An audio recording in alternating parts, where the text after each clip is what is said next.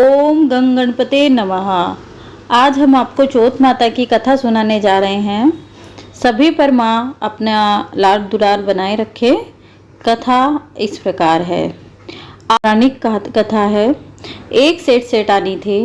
उनके एक बेटा बहू थे। बहू सबको भोजन करा के फिर स्वयं भोजन करती। एक पड़ोसन ऐसी भी थी जो रोज पूछती कि बहू आज क्या बनाया खाया है।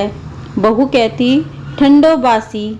एक दिन उसके पति ने ऐसा सुनकर विचार किया कि आज तो पकवान बनाए जाए, फिर देखे मेरी पत्नी क्या कहती है। उसने तरह तरह के पकवान बनाए और घर के सभी लोगों के साथ बैठकर भोजन किया। आज पड़ोसन ने पूछा, बहू ने कहा ठंडो बासी।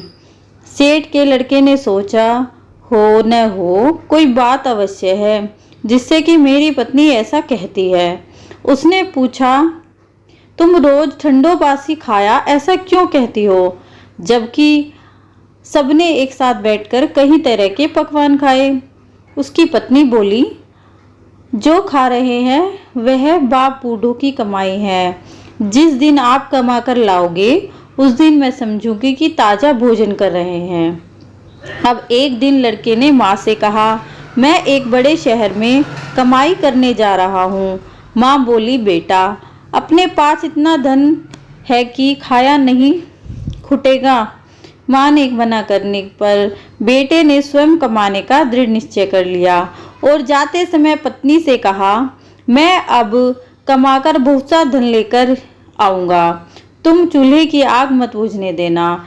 एक दिन चूल्हे की आग बुझ गई तो मैं मनी मन घबराने लगी, कहीं मेरे पति संकट में तो नहीं आन पड़े। जल्दी से पड़ोसन में से आग लाकर चूल्हे में रख दूं। ऐसा विचार करके पड़ोस में गई। वहां पड़ोसन चौथ माता का व्रत पूजन कर रही थी। पड़ोसन ने कहा, थोड़ी देर में आकर ले जाना।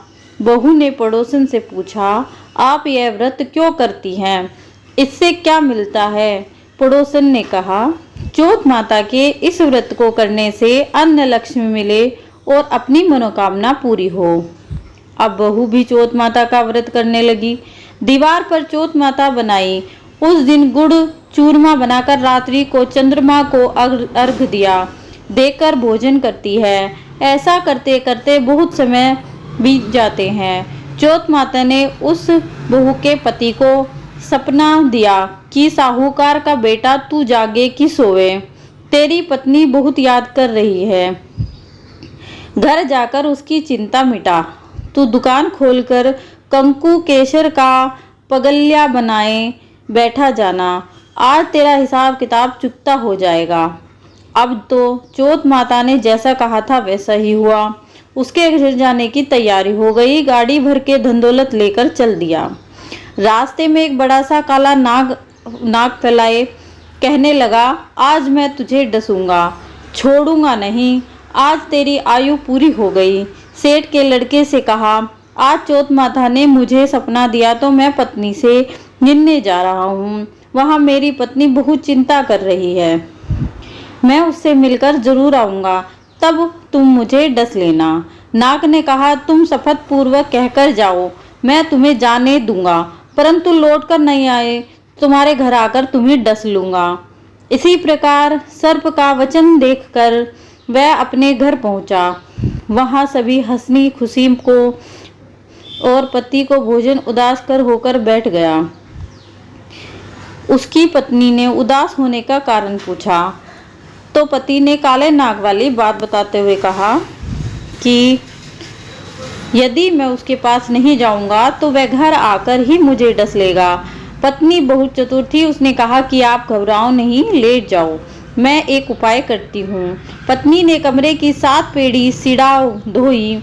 पहली पेड़ी पर रेत, दूसरी पर तीसरी पर गुलाल फूल, चौथी पर कंकु केसर, 5वीं पर लड्डू पेड़ा, 6ठी पर गादी गलीचा और 7वीं पर पेड़ी पर दूध का कटोरा भरकर रख दिया। इसी प्रकार वह 7 ही पेड़ी सजाकर बैठ गई। आधी रात होते ही नाग आकर पेड़ी चढ़ने लगा।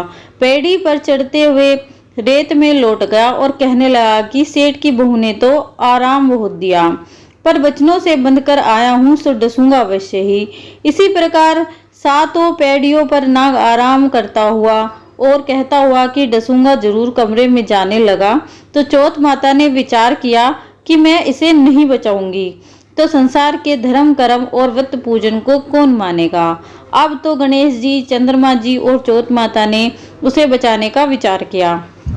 चंद्रमा जी ने उजाला किया, चौथ माता ढाल बनी, गणेश जी ने तलवार लेकर नाग को मार दिया और ढाल से ढक दिया। अब बहू की थकी हारी सो गई। दिन उगा तो लोग बेटे से मिलने आए, परंतु बेटा बहू तो उठे ही नहीं थे।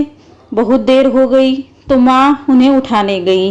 माँ ने सातों पैड़ियों पर जो कुछ देखा तो बहुत घबरा उठी और बेटा बहू को आवाज लगाने लगी। बेटा बहू उठे तो देखा कि ढाल तलवार वहां पड़ी है।